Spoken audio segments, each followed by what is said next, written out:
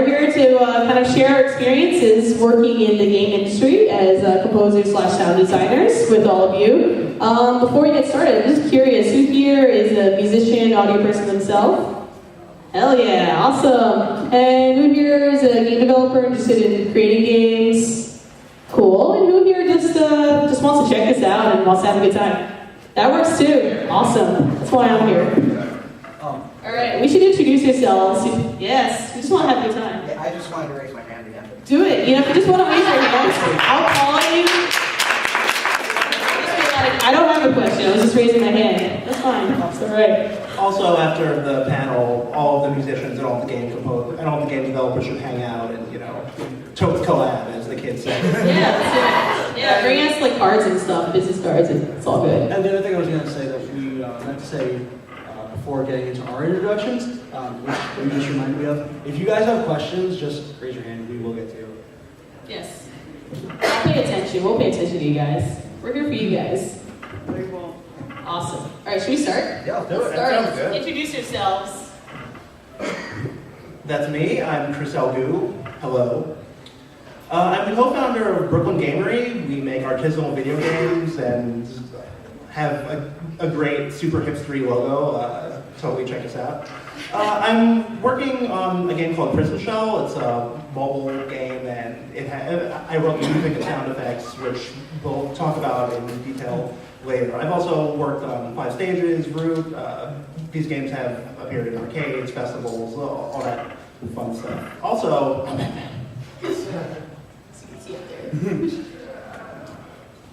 I guess this is me. I'm Elisa Menace. I am a composer, sound designer based out of the great state of New Jersey. That's some of the stuff New Jersey, yeah. I think we have a good Jersey representation in here today. So there's a couple of my credits up there. I did the end credit scene for Blackwell Epiphany. I had a cool sax solo at the beginning. I'm doing sound effects for that rock, paper, scissors game, which you might have fought in the free play tables over the weekends. That's my brother, like doing a Smash Brothers Hammy announcer voice. Just recorded it, put lots of reverb on it. Sounds great.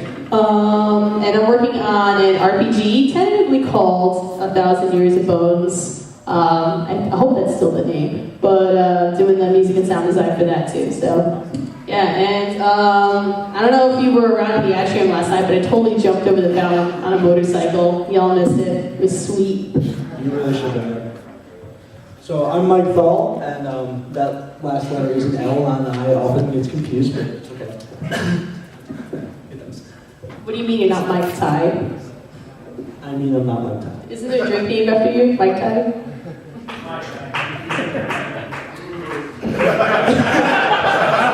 That took me a little bit surprised. I'm not sure why. They're trying to tell you that you're a very tall drink. I didn't think I was that tall. That's a lot of. Anyway, I'm also a composer, sound designer, etc.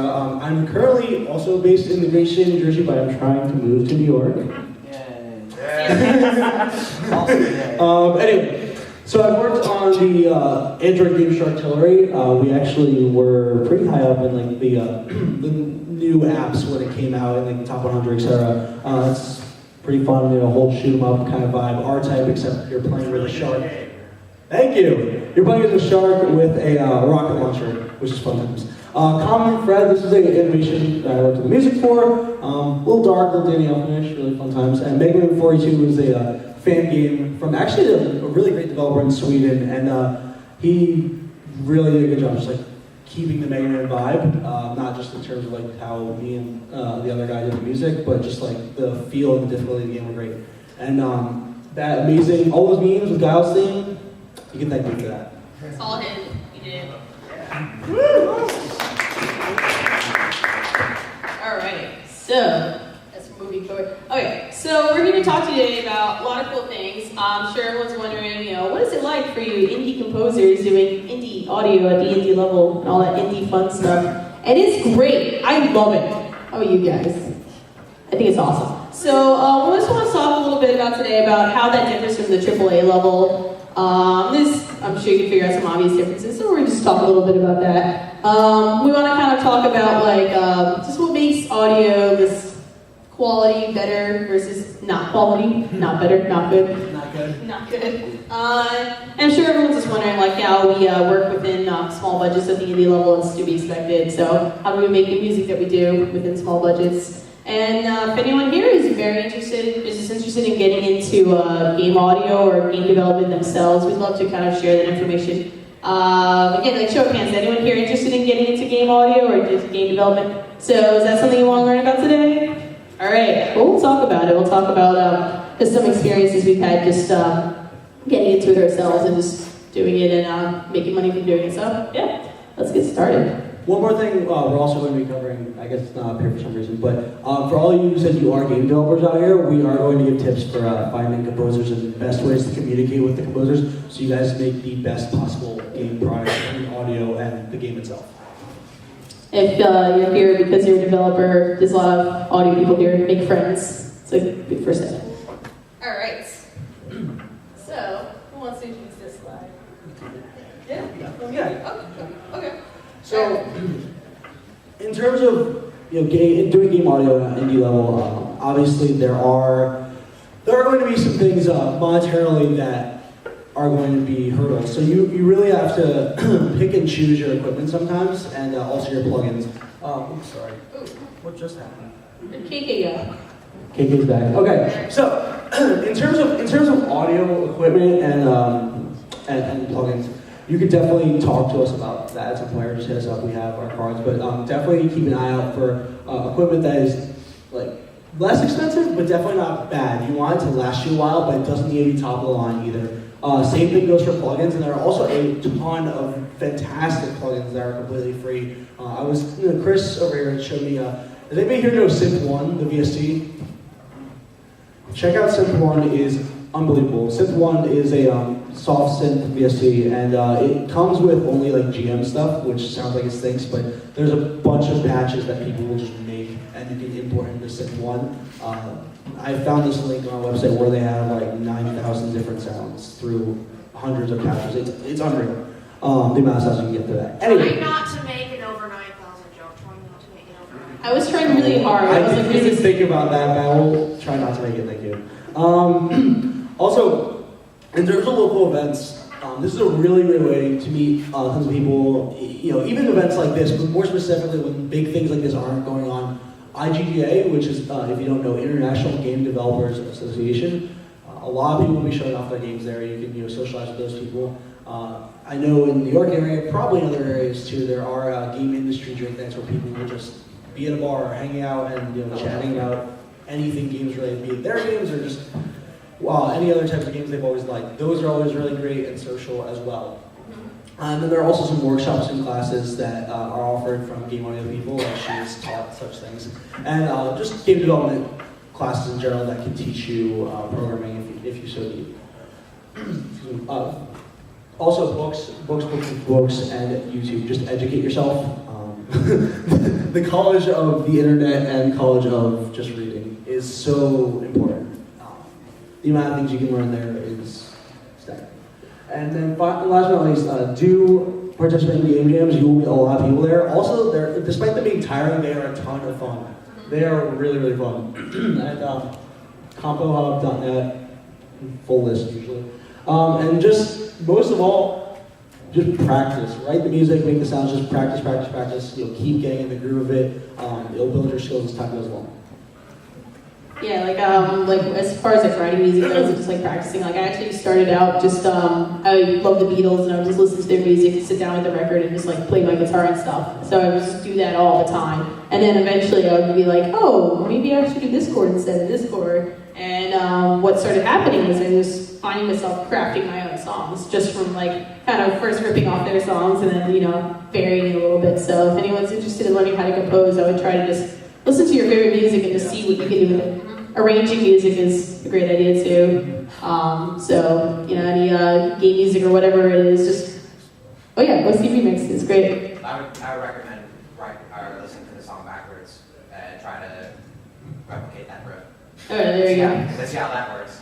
Yeah, I hope to. The initial stages of this is also going to be pretty tough at first. There's a great quote by, I believe, Isaac Perlman.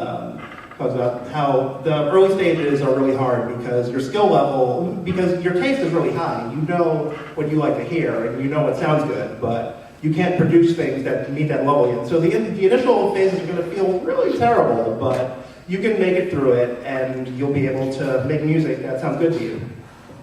Mm-hmm. So speaking of making music that sounds good, we have this section on making your game audio sound /good. So game audio is different than standard music. It's not standard songwriting. It loops, and standard songs don't often have beeps and boops, missiles firing, bullets, all that stuff. There's all that stuff on top, and so there needs to be room for all of those elements. There's also the unique sounds, things that you don't often hear in most music, and it should fit the game really well. The game, the gameplay, the art, and the music you're creating should all create a harmonious whole that makes the player very happy or sad if that's your kind of thing. It's a good idea to check in with the game designers as often as you can. This is a drum we're going to beat repeatedly tonight. Communication is really good. Game developers are from Earth, and game composers are from another part of Earth, I guess. But it's good to, yes, somebody laughed. But it's good to check in with that sort of thing and find out what the needs are and how you can best fit those needs. Alright, before we move on to the next slide, there's one more thing I wanted to touch on in terms of making your game audio sound a lot better. And this is where the examples that you see on the right with the terrible, terrible song title prompts are coming in. These are two versions of a song from the game I worked on, Sharktillery. Obviously, my shark will go on to play on the famous Titanic love song. We're not going to talk about that. Anyway, something you're going to learn very quickly while composing is, and sound design in general, is that just composing the music is not usually enough. You need to learn how to make your instruments. Oops, sorry. Another book line. I apologize. Anyway, you need to learn how to make your instruments actually mixed well. You need to learn how to use production effects. It sounds daunting, but learning to engineer your instruments can make a huge difference, as we're about to show. Anyway, the first example we're going to show is the song that I worked on, My Shark Will Go On. This is without any post-production, no EQ, no mastering, no reverb, nothing. And then I'm going to show the version that actually went into the game. So let's get it started.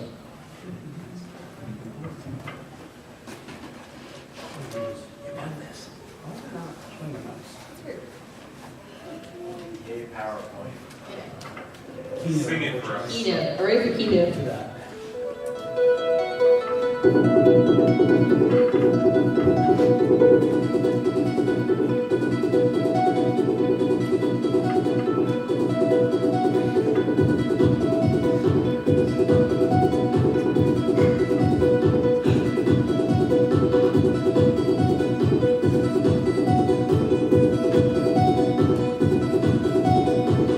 I think you need to learn the whole thing, but anyway, it is a tad muffled in some spots, as you can tell.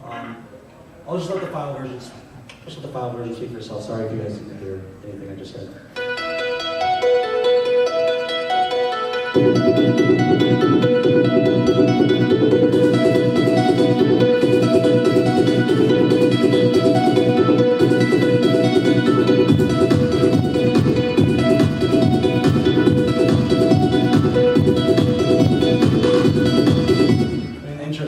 We don't need to keep listening to that. But I hope that got the point across for everyone. If there's no questions later on, like at our Q&A, we can just leave that on for 15 minutes and just have a dance party. Let's do it. Dance party now. But yeah. Oh wait, I think we did that now. It was like, okay, continue. But yeah, I'd like to, kind of go off of what Mike was just saying, that mixing is so hugely important. Like me personally, I come from a classical composition background. I got my degree in theory and composition. And I think I had one computer class in college. It was like, can you use Finale? Cool. All right, you get an A, you're good. And then I wanted to try to get into game audio, and I was like, well, I can play it on the piano, and I can but I don't know how to mix it or do any of that, So it made a huge difference, when I actually sat down and learned how to use Logic. It's great, life-changing. So yes, EQing, running a little production goes a long way. I also recommend too, if you have like another friend who, who can do the production kind of stuff too, at least listen to your music, your mixes. It's good to have like a pair of objective ears in your mix too, so very, very important. One more thing to touch on about the mixing that Rachel was mentioning, and also going back to the equipment part. If you're going to buy anything equipment-wise, buy a pair of just flat resonance headphones, because some headphones are boosted in the bass or boosted in the treble, and this can throw off a lot of what you're hearing. Just buy a pair of like Sennheisers or Audio Technicas. You can probably get them for $100. That'll make your mixes sound so much better when they actually come out. I was just going to make a recommendation that the company Monoprice recently did a couple of studio monitors. And Also they're like about $60, and they're pretty comparable for that kind of purpose. Awesome. Also true, yeah. So Monoprice has a lot of good equipment as well, not just studio headphones, studio monitor, like speakers. They also have cables, everything. That's a really important thing. Thanks, man. Yes. Don't listen on one audio device ever. Yes. Thank you. Thank you. Thank you. Listen on your headphones, listen on your monitors, put it in your 80s boombox, put it in your car, put it everywhere you can, and listen to how what you write responds on different places. Because people are going to play games in different places, on devices. Listen on your cell phone's shit speaker. Listen on everything. Because if you depend on one device, then bad will happen. I kind of use the practice of when I'm pretty confident with the mix, I send them out to the bands and say, play this on every single device that you can find, play them for about 3 weeks, get back to me. Oh, it's good. It's a really good point because you can hear things differently everywhere. And like when you're mixing too, I always have to be mindful that like a lot of people will play games with headphones on, so like you don't want to like blast your eardrums out or anything. Very important. So great point. Yeah. Sure. I guess we're gonna move on to the next slide. I'm already there. All right. Cool. So if you're a composer and you're working on your first game, whether it's at a game jam or you found a team and everything's great, and eventually someone's going to ask you to make sound effects, and you will say, I'm a composer, I don't make sound effects. That isn't one of my skills. And they'll say, sound effects? Because the label you've applied for yourself says composer, certainly, but what other people are going to see is game audio, and people are going to start asking you, especially in these early stages, to make sound effects. So that's just a thing you're going to have to pick up. And fortunately, it isn't really that terrible. It's I get asked vice versa. I label myself as a sound designer, and a couple of teams during this year's Global Game Jam have asked me to compose their games, and I'm like, that takes me a while.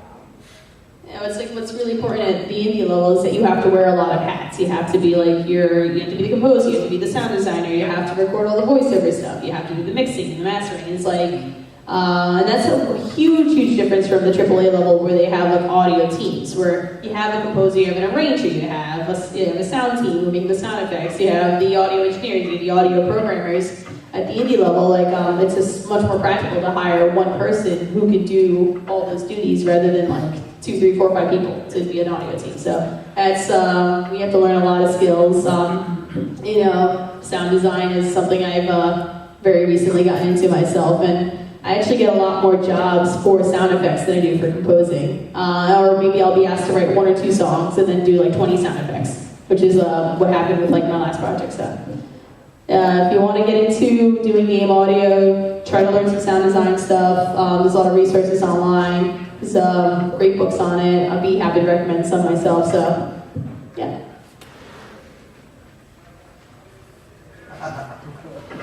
What? There was? Oh, I think there's more. I apologize. Oh, okay. So, should I talk? Who wants to talk? You want it? Okay, I'll talk more. Awesome. So, one of the challenges of working at the indie level is working within small budgets. Obviously as artists, as contractors, we need to find some way to be compensated for the work we do, but, and we want to work with game devs, and it's great, it's fun, but, we don't have the budget to, say, record a full orchestra or something, so we have to find a lot of, like, little workarounds. What it ends up being is that I'll send a track that might have like 1 or 2 synthesized instruments because I can't hire all the live musicians, and I'll like play a guitar part on it or something. And that one live part that I played, or like a one vocal track or something, makes the whole track come alive. You know, I don't have the means to record, say, a drum kit in my apartment, in my studio. So I use like the synthesized instruments there. But you know, when I play bass and I play guitar over that track, all of a sudden it sounds like, hey, it's a full band. It sounds like I went to a studio and cut this track. So that's definitely one of my favorite tricks personally for keeping within a budget, is mixing like a couple synthesized instruments, mixing them really well, but then throwing in 1 or 2 live players. That's all it takes. The whole track comes alive, so that's definitely something you should do. Talk about community or? Yeah, well, just about the budget thing. If you're working in a digital audio workstation, like most of us probably are, there's a lot that you can do to stretch out the value of musical material. You can change the melody from a violin to a clarinet to a sick 80s synth. You can change the backing material, you can change the key that it's in, and since it's all notes in a computer, you can adjust it very easily. This allows you to create a lot of different moods and a lot of different effects without a lot of additional work, which can make it a lot more affordable for whichever game designer you have to be working for. If the game designer isn't independently wealthy, which, I mean, you know. But I think that ends up working well, like kind of like being economic with like musical material, is that the whole game feels like a lot more cohesive. So you'll have like this one main theme, but then you can echo it, say, in a menu or in like a shop theme or something. But the player will like kind of be attached to that one theme. So instead of like having like 20 different themes, and you know, I've negotiated like with like teams of 4 where they're like, oh, we want this song, this song, this song, this song. And I'd say, like, listen, I think your game, like, musically would be a lot more cohesive if we kind of made this one main theme and then we just did little variations. You would save money, and, you know, it would just be a better musical result. So, you know, I think it's important to be able to be economic with your musical material. And then this game's so difficult. We should have gotten that thing right. In terms of indie games and the music for them, you know, obviously, and you can kind of see this in the film industry as well. When you see a lot of the Hollywood films, especially the really popular ones, like a lot of the Marvel movies, and don't get me wrong, I absolutely love the Marvel movies, but it's all like you're an epic orchestral, etc. And this is a lot of the AAA games as well. When it comes to indie games and, you know, smaller movies, you can get really weird and do some really interesting stuff and get away with it and have a lot of fun with it with indie games. Case in point, has anybody here listened to the Bastion soundtrack by Darren? Yeah. That soundtrack has some weird sounds. Great instrumentation, just like stuff that's all over the place, but it totally works and it sounds unbelievably good. All right, so let's talk about what makes game audio. Before we talk too much about it, can we show a little bit about it? Yeah, we're gonna show something really cool. There's the possibility that we made this slide just so we can show you this video.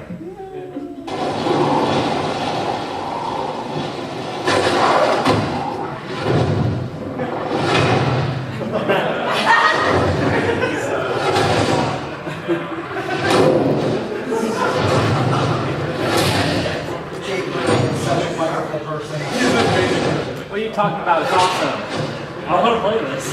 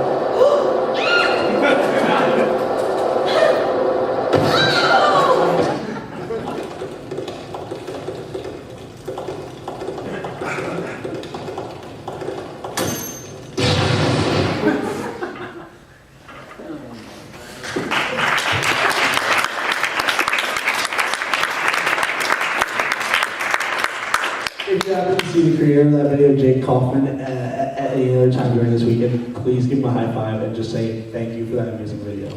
We should shout out his set tonight. Oh yeah, it's true. We have said Yeah, shout out to Jake Kaufman. And he's playing at 12:45, right? Yeah, it's like midnight 30 or something like that. He's playing a chiptune set. Yeah, go see Jake Kaufman / Bird play a chiptune set at midnight 30. 12:30.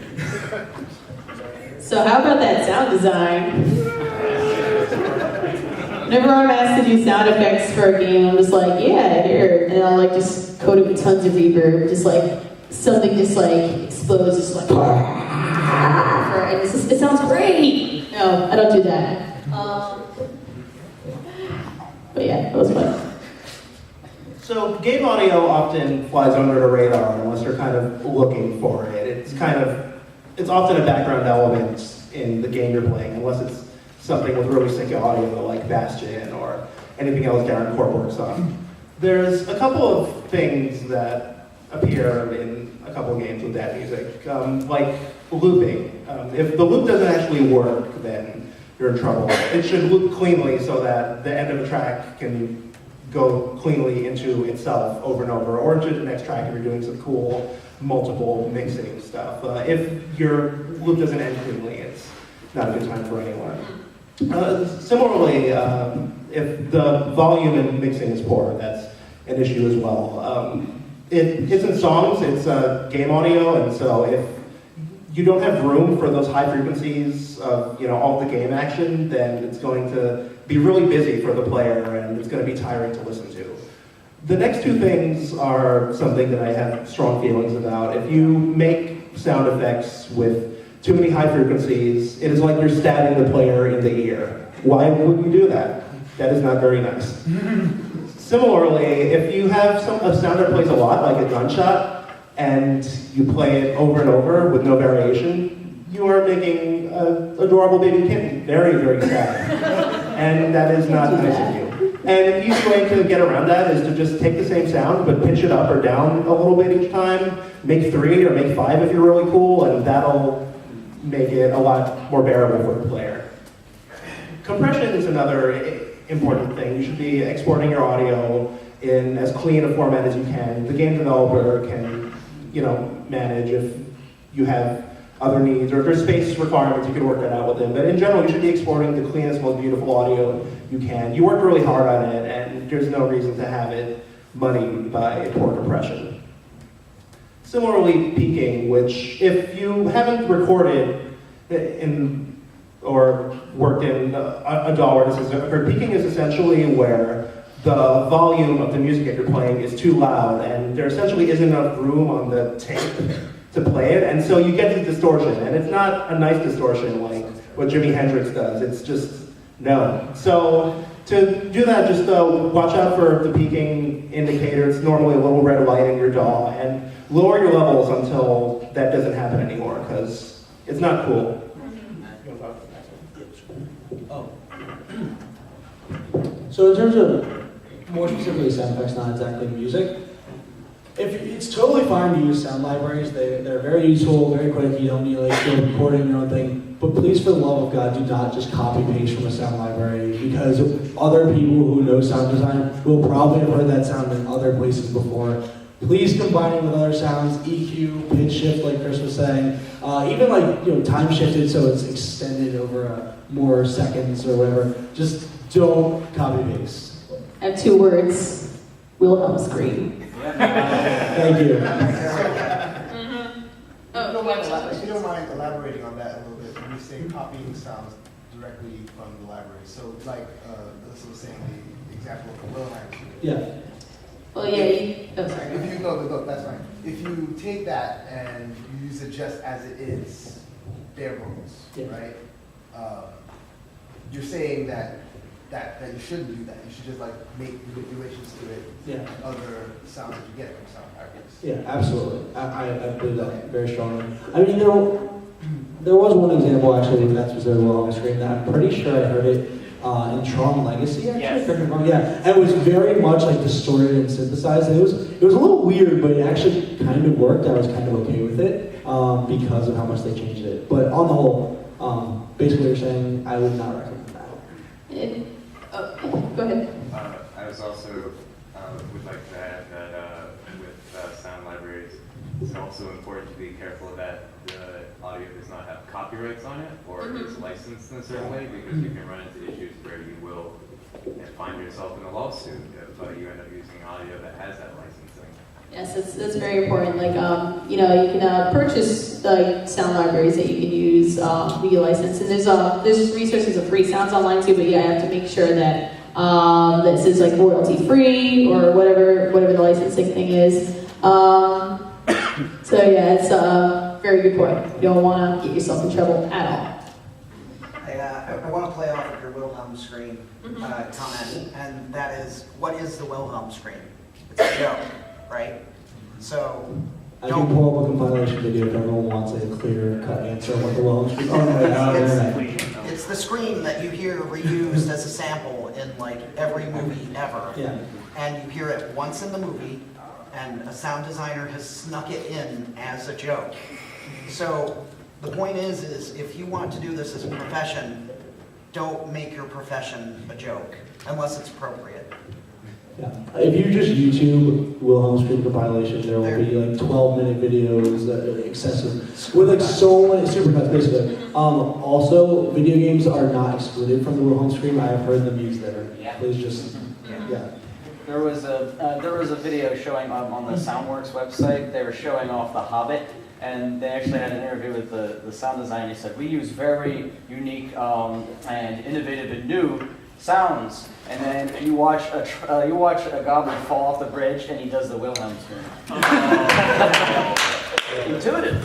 God damn it, sound designers. and then to the point of what we've been saying, don't take everything like basic Sarah.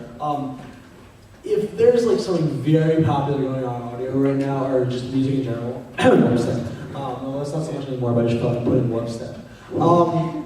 Unless there's a really good reason for like a creative purpose as to why maybe the developer wants something like that, kind of try to stay away from it. I feel like people will just be like, this composer is selling out. They're just doing it because it's popular, or etc.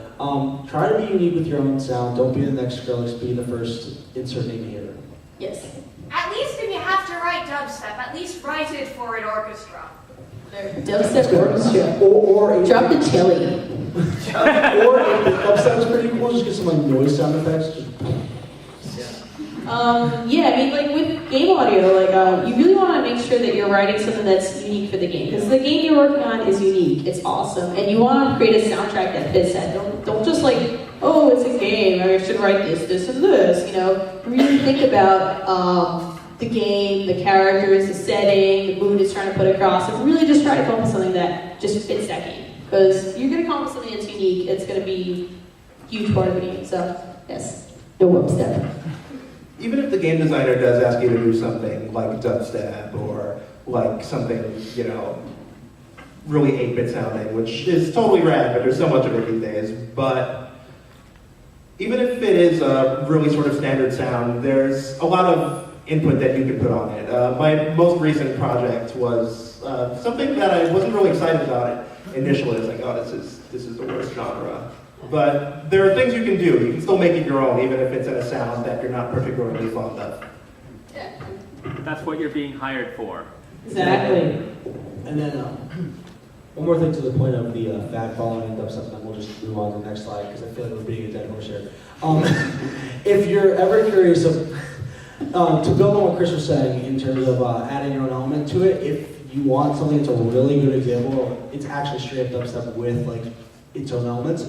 Go look up the Killer Instinct soundtrack by Mick Gordon, the new one for Xbox One. Amazing soundtrack, first of all, but second of all, Glacius' theme has like dubstep elements, but there's like actually choirs and strings in it. It's really, really cool and very like, it's very separate, not separate, but it's like two things that you wouldn't really put together that often, but it works very well. And while you're at it, just check out the rest of the soundtrack. But that, more specifically, to the dubstep part is what I was saying. Yeah, combining genres and like drawing like influences from other styles of music is something that I personally like to do it a lot. I actually find myself a lot this year recording like rock tracks, and then whoever I'm writing for would want like some kind of chiptune thing laid over it. So I just channel my Scott Pilgrim powers and I do it. But yeah, and I found like it sounded really cool. Like I never tried it before, and you know, you can really come up with something unique. Would you just say channel your Scott Pilgrim power? Yeah. Sorry, I need to call Lisa here. She still hasn't seen that movie. Don't. Hey, don't tell them. Shut up, Mike. That movie is amazing, though. Let's just leave it at that. I need to watch it. Okay, I'll watch it when I get home tonight. We're going back to Jersey. I promise. Promise. All right. Tips for creating great audio on a small budget. All right. Oh, I think we talked about this before, actually. We definitely talked about using the one or two live instruments trick. It really goes a long way. I'm really a proponent of just like making sure that you can purchase the best equipment that you can buy within your budget. You don't need to spend $1 billion on like a studio or whatever. And there's a lot of things that you can do at home nowadays. Over the course of a few years, I've acquired a small 4-channel mixer, studio monitors, Mac Mini, Logic Pro, orchestral samples, in addition to like all the insane amount of guitars that I already own. But yeah, like you just try to find something that works in your budget. Like, you know, you don't have to spend like $800 on Pro Tools. Like you just, as long as you know how to use your equipment really well, it's very important. Yeah, to the point of what Lisa was saying, it's definitely more important to know how to use equipment than having all the fancy stuff. Mm-hmm. It's way more essential. You could have like, you know, the best mixer and, you know, Pro Tools and a freaking amazing computer that can run Pro Tools with no no delay and no, you know, lag or RAM issues whatsoever. And if you don't know how to make good sound or write music, you're not going to get anywhere. Yeah, definitely. I mean, it's just yeah. I think I lost my train of thought. But yeah, like it's also very tempting to kind of like jump out and buy the next big thing. Like, ooh, I want this, I want this. Just learn to use what you have really well. And then if you feel the need, if you really feel like you need something new, go for it. And it's gonna help you with like your budgeting and everything with your equipment. Oh yeah, let's keep going. So, oh, sorry, go ahead. I was going to ask if you had any recommendations for cheap ways to acoustically treat the room. That's a good question. Mattress toppers. There we go. Studio foam shouldn't really be that expensive these days, to my knowledge. I was going to say invest in studio foam. I actually still need to invest in studio foam, but I know for a fact that it really should not be that cheap. I'm pretty sure they actually have studio foam on mono price. I don't know if they have the studio foam. I know they have the acoustic tiles though. Okay, and they might have studio foam these days. I was gonna check mono price for studio foam. It's definitely a Guitar Center, though that might not be the best price. It's definitely gonna be reliable because they're a well-known company. I used to be pretty fortunate where I used to record head carpeting. Now, my new apartment does not. I had to put down some carpets, but yeah. Guitar Center is being run into the ground by a hedge fund. Oh yeah, that's right.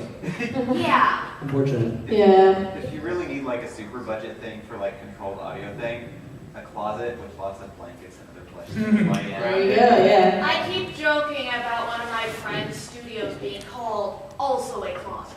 Yeah. It's a good one. So I just wanted to touch on 2 techniques that can really help make the audio experience a lot better for the players. And developers, you can actually help a lot with these examples I'm going to show too, with your composers, but obviously the composers, sound designers, you will need to put work in to make these work out well. Now, of course, these are AAA games that I'm showing here, but these are AAA games from years ago, so they are, you know, obviously still very, very good games. I love them with my dearest heart. But these techniques are relatively easy to implement in, excuse me, in current indie games. So I'm just gonna go. We're gonna go over them one by one. And let's start with the classic layering example from Super Mario World. If you're not familiar with this, all I'm going to say is listen closely when Mario hops on Yoshi's back, to the music specifically.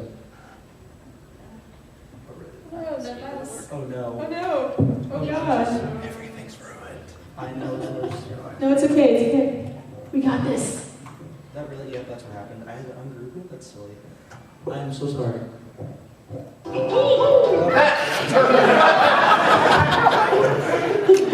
We'll try it again. You know what?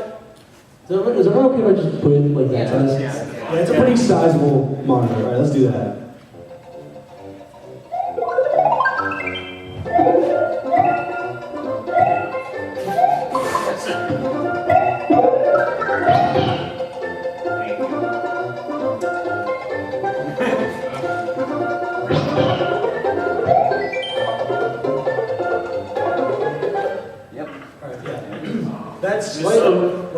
subtle.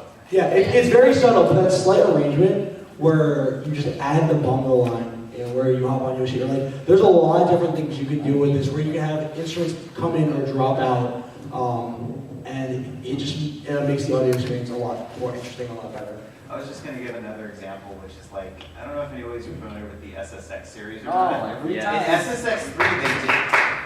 Why is it laughing? The SSX3 did the same thing, except it did it with like pop music, where it's like if you were getting really good, they'd actually cue in like the more lead instrumentals and the vocals, and it was amazing. And it kind of baffles me this isn't something that's more utilized in games now. It's like that was awesome. Where did what? Yeah, I think that It's on the TV tropes page called Variable Mix. Yeah, it can make things worlds different. You can really immerse players in that they assign these different states in their head with the music. Like you were saying, if you're doing really good, oh yeah, my music sounds awesome now. I'm really shredding on those.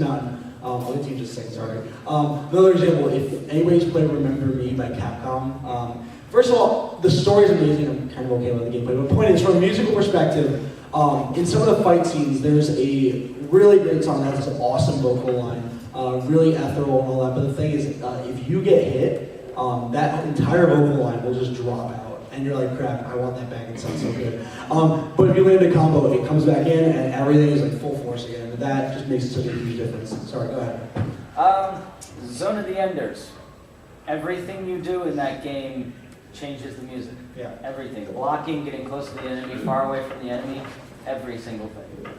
Yeah, that's hugely important. Like, games are so different than, like, say, movies. Movies, the music is just very linear because the movie is linear. Games have to adapt to the player. Yeah. Like, if you go through a game and you just hear, like, the same kind of static music track, you're not going to be pulled into the experience.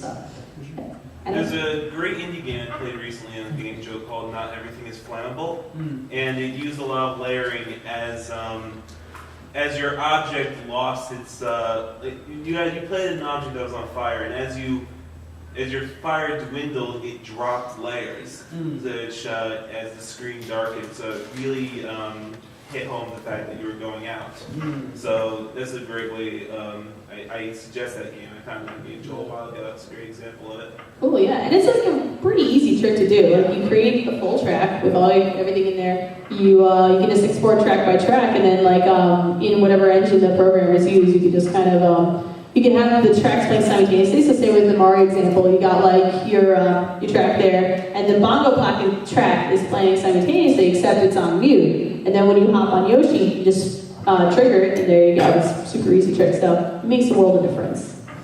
If you're a game developer, if you're working with a game developer, there's also a lot of technical trickery that you can do to add a lot of atmosphere without needing to pay your composer to write more music. Depending on what engine you're using, something like Construct 2 or Unity is good at this, or if your programmer, right, there's a lot you can do. You can have the game throw more reverb on things when you're in a cave, because that's what caves sound like. If the player is underwater, you can cut out some treble, because that's what happens. One of my favorite things, and I'm not sure why, because it's so minor, when the player pauses and the audio ducks a little, I think that's just the coolest audio ducking thing. And that would be a perfect segue to the Banjo-Kazooie example that I'm going to show you now. Thank you, Chris. All right, so like Chris was saying, underwater, pause screen, etc. Similar in this example, listen to the music specifically and some of the sounds after Banjo-Kazooie are underwater.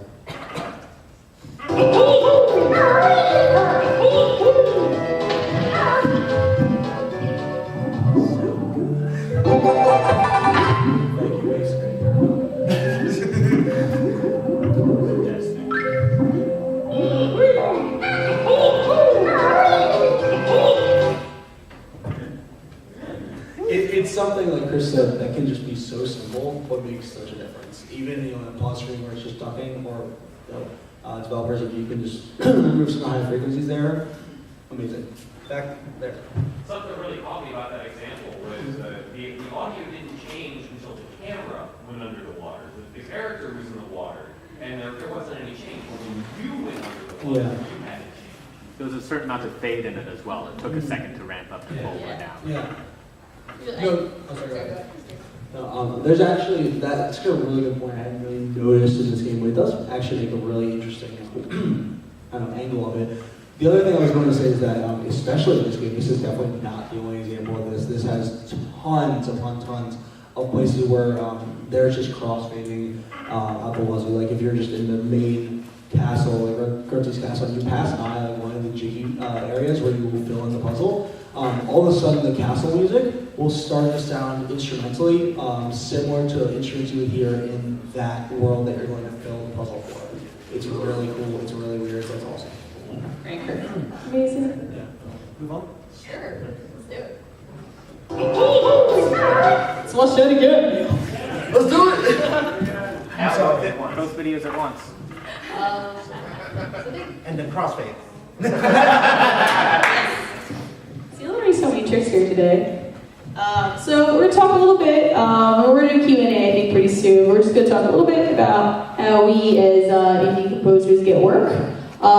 So it's super important to get out there and meet developers, meet people, attend events.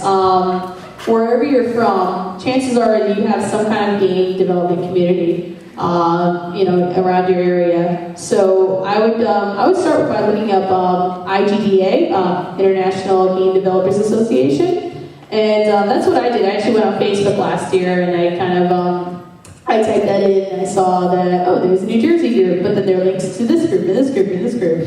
And I just kind of built up a little Facebook network, and then I started finding out about events. One of them being like a monthly drink tank that we do in New York City. And that's actually how I got my first game audio job. I met the creator of the Blackwell series, Dave Gilbert. It was the same event. Yeah, you just go and like they're there and they're like, you write music. I need you. I need you. Baby, write music for me. But seriously though, like you have to get out there. I used to just sit in my room and be writing my music. I'm writing my music and I'm just like, why is no one hiring me to make music for them? I have all this music I'm writing and it's not going well for me. But then I went up to events and like, that's probably what I was missing. I don't know anyone in the game scene. So when you meet people, it's very important. Again, IGDA, super important, check that out. Go out to conferences. Here at MAGFest, we have tons of indies downstairs. Meet them, chat with them, strike up a conversation. And yeah, I think you want to add something, everybody? No. Okay. All right. Oh yeah, there's that point too at the bottom, game jams. We mentioned game jams before. It's a great way to get started. That way you can build your portfolio, and that's what people want to see, is that you've worked on something before, so game jam is a great place to start. I just want to make sure, just to, so we're on the same page, everyone here knows what a game jam is, right? Just checking, okay, good. Awesome. And also, if you're not sure, there are more than just Global Game Jam. Global Game Jam is amazing, and you should do it, it's really fun, but there are other ones throughout the year if you're not sure. There's that combohub.net website that we posted earlier. Check that out. That has a ton of listings on game jams. And Chris, you actually ran a game jam last year in Brooklyn. Sure. Yeah. Two. All right. So I think we're getting to Q&A, right, guys? Right? Getting there? Yeah, Q&A, but just some closing points for composers and developers and just anyone else like who's interested in this industry. Please just abide by some of these. Just be professional and just be nice to everyone. Do not be a jerk. It's not. No one will like you, and you will not get work that way. Be communicating. It's very essential. There's lots of ways to just keep in touch with your with your developer, with your audio person. We have way too many ways to communicate with each other these days. Cell phone, social media, email, I could go on and on. Work together. Just don't be separate entities. If you're in the same area, meet up every once in a while and work together in the same place. Working on Skype or via email is not the same by any means. I'm just gonna leave that there. Of the feed each other. Just that's the best way to phrase it. Just make creative awesomeness by working off each other's benefits. Off each other's Awesomeness. Sure, we'll go with that. Yeah. All right. So we got a couple minutes left. I think we can be here as late as we want. But yeah. So we're gonna open this up to Q&A. So ask questions. Yes. So, as a developer who is not an audio person, and this is something that would be very, like, I guess it's related to the last slide. If there was one thing that you wish that developers you worked with knew or like understood before you started working with them? You couldn't like tell them, you can't tell them when you're in the middle of a whole project. Like, what would it be? I say with one thing that developed. Could you just say the last part again? Sorry. If there was one thing that you would like developers to know before you start working with them, you know, one thing that would like prevent you from like going crazy with the project or whatever, then what would it be? I just like to say, like, listen, I'm always here. Ask questions. If you know, like, just going on what Mike was just saying before that, like, you're really opening up that communication. Yeah, just like, you know, I don't know if anyone else wants to add and chime into this. Yeah, I'd like to ask all the developers to, when you're asking people to create music for you, to have as clear a picture in your mind as possible of what you want. You don't have to be a trained musician, and you don't have to talk to it in strong musical terms, but if you request something and then you request a change later and it's very different, that is no fun for anybody. Yeah, I like to actually, I do presentations in New York, and like one of my big points is just knowing like exactly like what assets that you need. So like kind of like determining in your game, okay, I have this stage, this stage, this stage. That's like 3 songs. You kind of figure out how long the stages are more or less. Try to figure out a good amount of time for each track based on that. So basically just being super thorough, just really just taking that hour or 2, how long it takes to assess your musical and audio needs. Put it all down on paper. That way there's no guesswork for the composers, and it's just there. You're saving iterations, you're saving money, and saving a lot of stress, basically. So yeah. Oh, I see a lot of questions. Yes, and give examples for the kind of music you want. That's Yes, already that's the kind of helpful. music you want. Even like if you- YouTube videos. Yeah. Link to a YouTube video that is kind of like what you want. Yeah, even if you give examples, don't be afraid of that, because like if you give an example and you're feeling like, oh my god, they're gonna rip it off directly. No, we're going to take it as a reference and go from there. We are not going to cause copyright infringement for your game or for ourselves, because that would just be bad. It's very useful as a baseline just to know kind of the idea you're looking for or what thoughts are in your head. Another good example is, most developers, when they are working on the game, are listening to music, because people will listen to music these days when they work. But if some of that music really gets you in the zone for your development, it really gets you in the mood of what you're developing, share whatever you're listening to with your composer and your audio guys, because they'll go off of that, and that will be extremely helpful.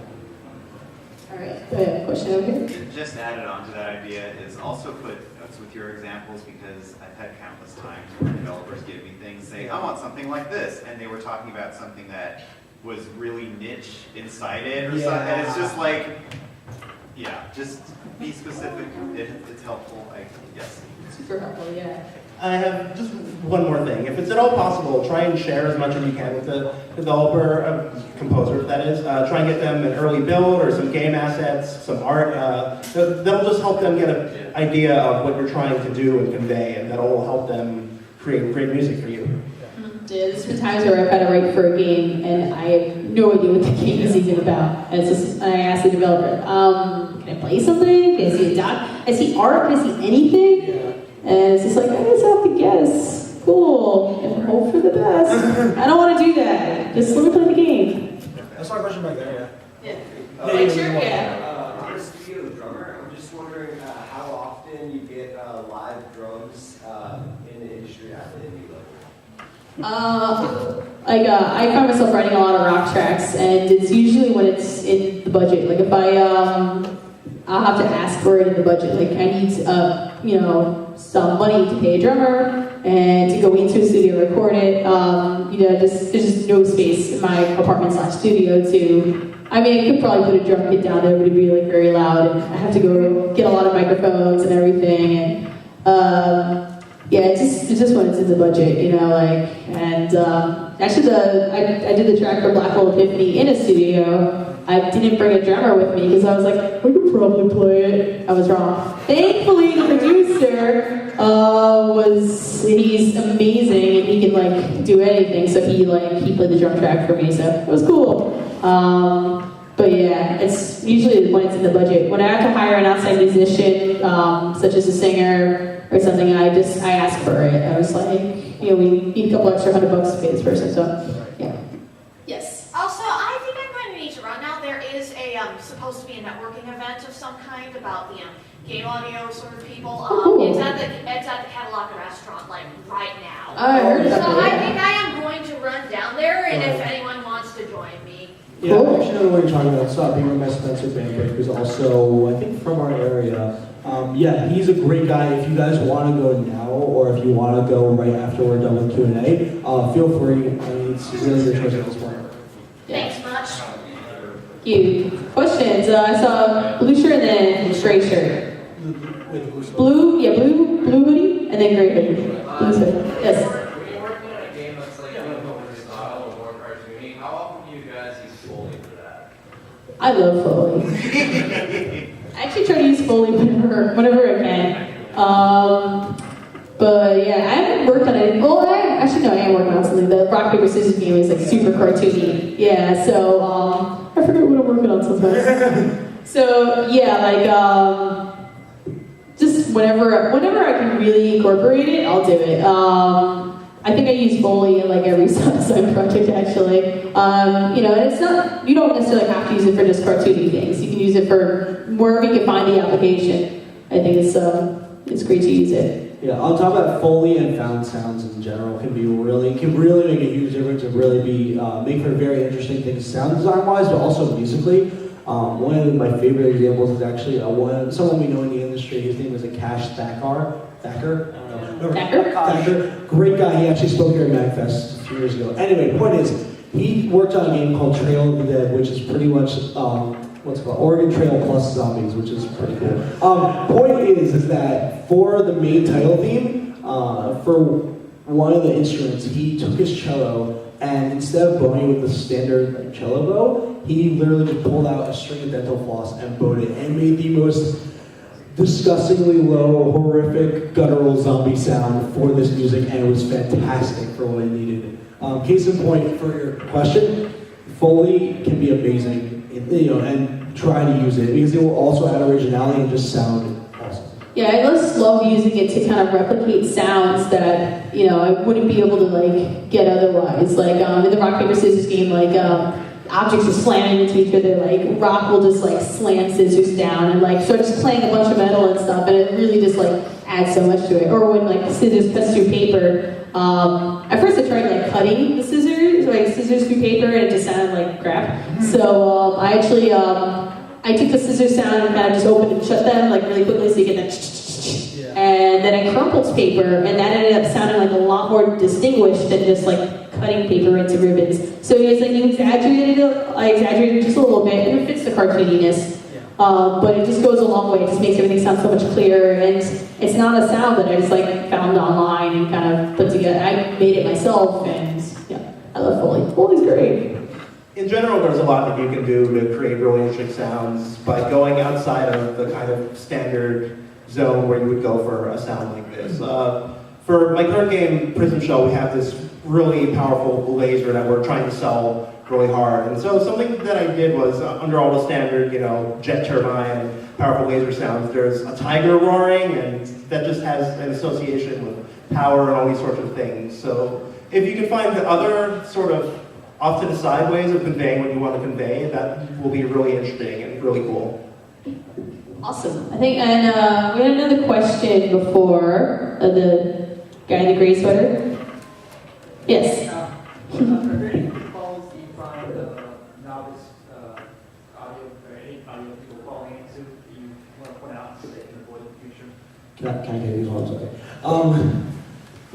One of the biggest pitfalls, especially starting out, is when you try to be, I'm trying to think of the best way to phrase this, when you try to be way too much of an artist. Of course, you have to be an artist to an extent, but what I mean by this is that in the case of the Sharktillery, in the game Sharktillery, when I was first starting off with the idea that I had this like super cool idea that I would, each world in that game has 5 stages. So I had this idea that I would have a basic track for the first stage, and then each stage after that, I would add an instrument within that world. And I'm like, this is going to be amazing. And then it just started getting really tedious, not just for me to write all the extra tracks, but the developers were also having trouble implementing it. So, like we said, you have to really stay within your budget. Don't overexert yourself. Definitely make room for doing interesting things. but don't go overboard if you don't have to. And I think too, like, other than like things you can kind of like fall into, like,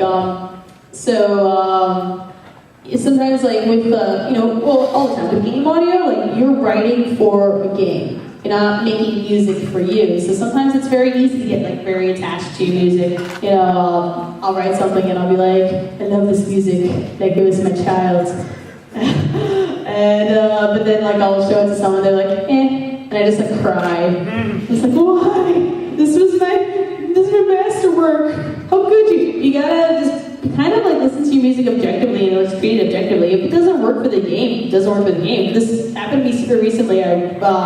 I wrote a track for a tower defense game, and I thought it was pretty cool. I was like, it's got some time signature changes. It's pretty cool. Cool little piano sounds, and it just flat out didn't like go with what the developers wanted me to do, or it just didn't like quite fit the game. And it wasn't that it wasn't a bad track; it just doesn't work in the game. So I had to go back to the drawing board and do it again. That's you just gotta kind of be a little more objective with your music. The way I see it though, if I write a track and it doesn't work for a game, I got something to throw in my portfolio. So that's worst case scenario, which isn't so bad. I think another thing that a lot of musicians can fall into, it's really easy to fall into this because it's a lot of fun, is just focusing too much on things that aren't composition.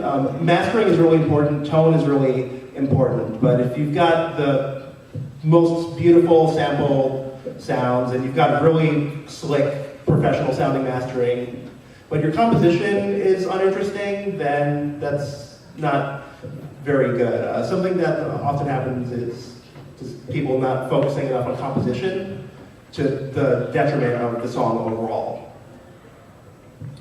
Composing is super important. I actually find it's like the opposite thing for me because like my background and stuff with like composing, like but it's like, this composition can be great, but if your mix sucks, like no one's gonna hear it the same way you do. So you have to make sure just all aspects of your song, your composition, everything is just, to par. Yeah, both of these things are true at the same time. Do we have other questions? Oh, sorry, go ahead, Mike. One more thing about the pitfalls is, this isn't really so much a pitfall, but something you just have to learn quickly when you get into this industry in game audio. There is going to be the skill set of playing music, composing music, and engineering your audio, they're very different skill sets, but you're going to need to know how to do all of them. There are things that are learnable, but you will need all of them for sure. I mean, well, you don't necessarily need the playing part, but it is very, very useful because you can play a live instrument on a track and it'll make it sound better, like Elisa was saying, or it just helps you like write melodies or write rhythms and stuff. So it's definitely useful. It's not as required, but my point is that all three of those skills are very different from each other, but all very, very helpful. Yeah, I think some basic piano skills is great too, so you can, Are there other questions? Yes, Alex. Leading on from the Foley question, what's the weirdest source or sounds that you've ever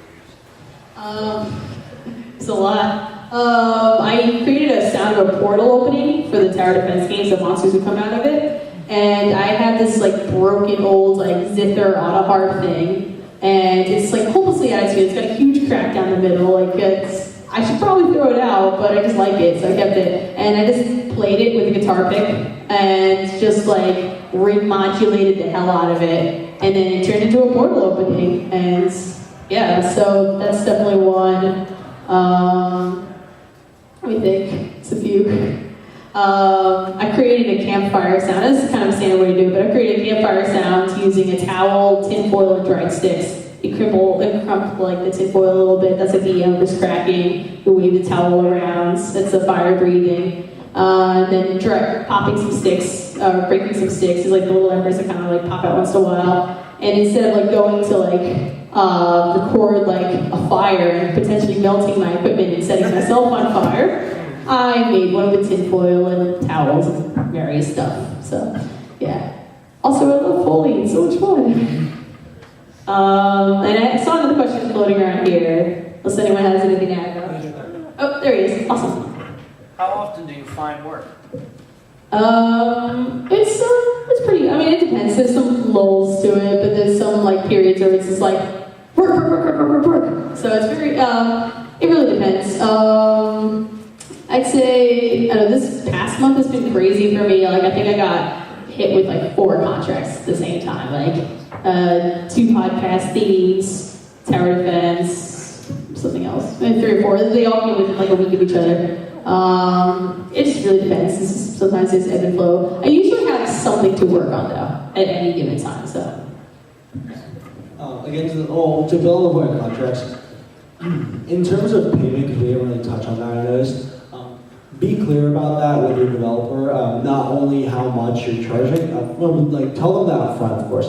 But don't just be clear with how much you're charging. Be clear with them when the payment is going to happen. And developers, try to stick to that because we've all had bad experiences with like where you say you're going to pay some amount at like X time when you've agreed upon, and then everything just falls apart because again that communication, keep in touch about it and just like be clear. And if you are unable to pay your audio person at X time, just explain to them why, and also just get to them eventually because they are helping to help you make your passion of the game come true. yeah, you can just find a work for hire agreement, just outline that there. You can send invoices very easily through PayPal. So there's ways to just be on top of that and make sure, because you work hard, you deserve to be paid for your work. Whether it's you create music, art, whatever it is, so it's important. Back there in black. Yeah, is there, guiding on that, is there a particularly cool collaboration that stuck out in terms of between, sounds designing and elements of the game, besides mixing and Sorry, could you say that last part one more? The beginning of that, the collaboration or something, what was that? Yeah, as far as anything really cool you encountered as far as the synergy between the sound design and the elements of the game. I forget if that was discussed There you go.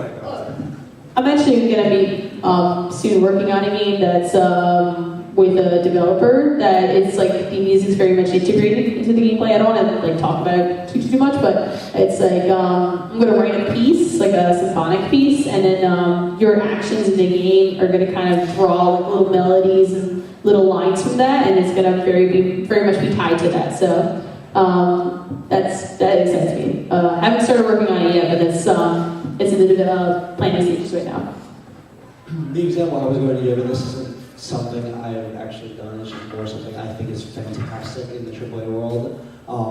Again, referencing Mick Gordon's Killer Instinct soundtrack for Xbox One. If you go watch, well actually let me backtrack. So in Killer Instinct there's something called Ultra Combo, which is in a sense like a fatality, like you're finishing the opponent, but it's not like anything gory, it's just like an extendedly long combo, it's ridiculous. But the thing that's really cool that they did is Mick Gordon worked hand in hand with the developers to figure out what the timing of the punches and kicks and other moves would be in this Ultra Combo. And when the player activates it, the entire soundtrack just stops and it goes into this musical kind of crescendo section that instrumentally sounds like what the song was, but lines up perfectly with each punch and kick and is something special. It's really cool to get that lining up and just really showing you the impact of this whole ending in such like a robust fashion. Going off with that a little bit, the Bit Trip games are kind of rhythm games plus other genres, and whenever they mess with, if you collect a thing, it will delay the sound a little bit until it lines up with a beat. And then, so every time, no matter what you're doing on screen, it sounds like it's lining up with the beat of the music. Oh, that's really cool. I've never actually played those games, but I should check it out. Yeah. Awesome. Yes? How often do you guys change the key later when you're working on an indie game? Like change the key of the song, you mean? Yeah.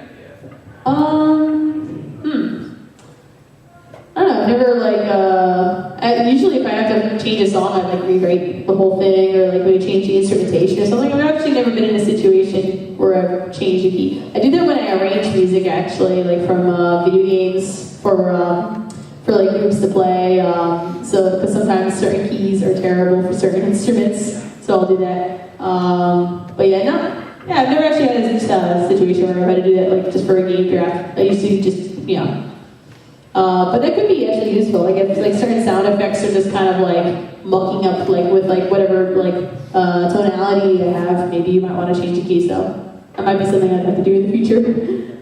I mean, I really haven't, I'll admit I haven't really done that. I mean, to be honest, like Elisa was saying, I've definitely had early drafts of songs from games and then just kind of wipe the DAW. You know, I saved the file obviously in case I ended up liking that again later. But you know, just closed it, opened a new file completely, and tried to start from square one and see where it went. And I guess that would count as changing the key if you're writing something that's very different. But I think it seemed like your question was more of changing the key on the exact same composition or arrangement. Correct me if I'm wrong. Yeah, I like to keep things in like certain keys. Like if I know I'm using trumpets, like I keep it like a B flat and A flat or something, E flat key, where those instruments are very resonant. So like so I've always tried to keep that like sorted out from the beginning. This was yours. Well, no, I can wait till I see Yeah. the review. I just want to know when we're going. This isn't something. Oh, you're all done. All right, I'll do the thing. This isn't something that I've done, but it's something that I'm thinking about doing. But if you're making an open world kind of game and you want the cool sort of effect where if you're in the volcano-y zone, it plays this sort of music, and if you're in another, it plays that sort of music, you can use your knowledge of closely related keys to each other, keys that have a lot of notes in common, and so you can transition to them easily. That's something that can go on with using different keys, and y'all can totally steal it. Medium third for days. I love that. Like if you're saying like you're in like a G or whatever, then you go to E flat. It just sounds so cool. I'm doing that. I love music theory. If anyone wants to talk to me about music theory, I will talk to you all night. I love it. Great. Do we have other questions? Is that it? Really? Oh, okay. Yes. I need sound effects. Can I get business cards from you guys? Sure. We have business cards. My business cards are in that purse over there. Yeah. If anyone wants to give us your business cards with Thank you. If anyone wants to give us business cards with links to your portfolio or any games that you created, please feel free. If you want our business cards, please ask. We have plenty. Awesome. They're in that. Brian? Yeah. Give me my purse. I should have had my cards up here. Cool. Simon? I just like to point out that my business card number is yes, in fact, 18 cassette case. Here is my card. Yep. I'll leave a few up here. Anyone else as well, if you want. These are great, by the way. Like if you're gonna go to events, it's always great to have these on hand. I order them by like the thousands. Vistaprint is great. You can get them for free on Vistaprint if you need to. Boo is great. I like Staples.com. I went like two-sided and stuff. But yeah, business cards, super important. There are other questions? Oh, business cards. All right. Yes, we can do the business card change. I will leave mine here. This is how this should just. Awesome. Yeah. Definitely. Maybe have like a little networking reception, a little cocktail reception to follow. Oh, you can do too, I think. There you go. Oh. Well, yeah, guys, thank you so much for coming out. If you have